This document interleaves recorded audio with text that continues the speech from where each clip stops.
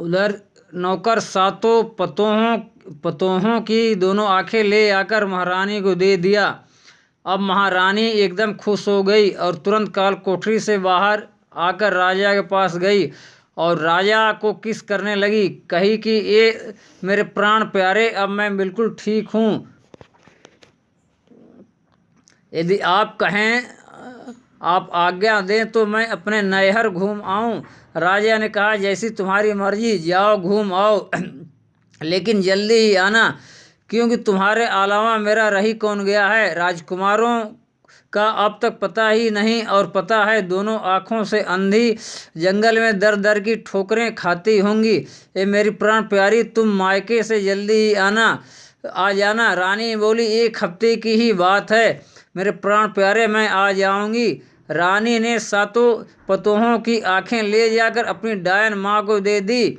रानी की माँ बहुत खुश हुई और कहने लगी, देख बेटी, तेरे सौतन के सातों बेटे हैं पत्थर के। अरे तुम्हारे सौतन की सातों पतोह हैं कि आंखें देख बेटी, कितना मजा आ रहा है।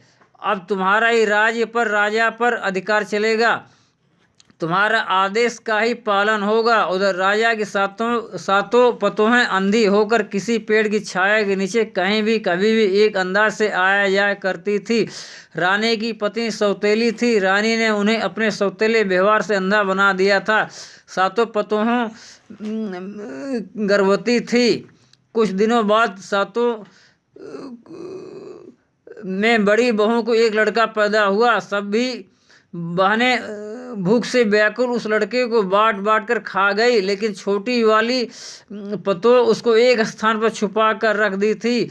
इसी प्रकार सभी को लड़का पैदा हुआ और सभी ने मिल बांट बांट कर अपनी पेट की भूख को शांत की।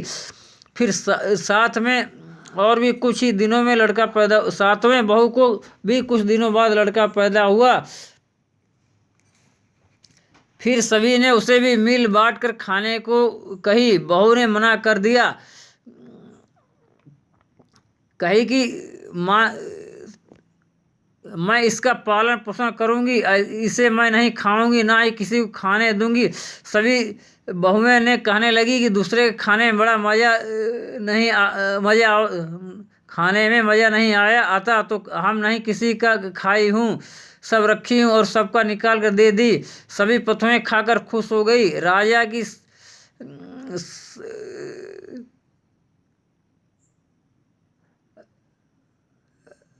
की सातवीं पतोह ने अपने बच्चे का पालन पोषण करने लगी।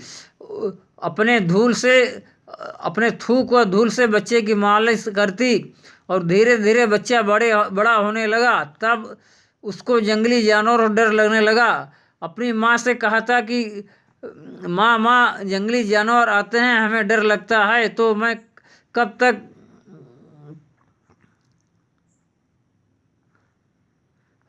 डर लगता है। तो माँ बोली, तू पेड़ पर चढ़ जाया कर, जंगली जानवर आते हैं तो पेड़ पर चढ़ जाया कर, क्योंकि मैं तो दोनों आँखें से अंधी, हमें डर नहीं लगता। लड़का धीरे धीरे बड़ा होता गया, घास फूस खाते रहा। एक दिन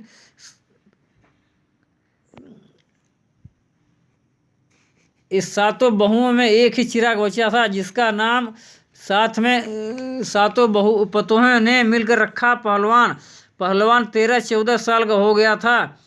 अपनी सभी माताओं से कहने लगा कि आप सभी लोगों को आज्ञा दें तो मैं जाकर भीख मांगूं, जो मिलेगा उससे कुछ पेट भरेगा। पहलवान के सभी माताओं ने आज्ञा दे दी।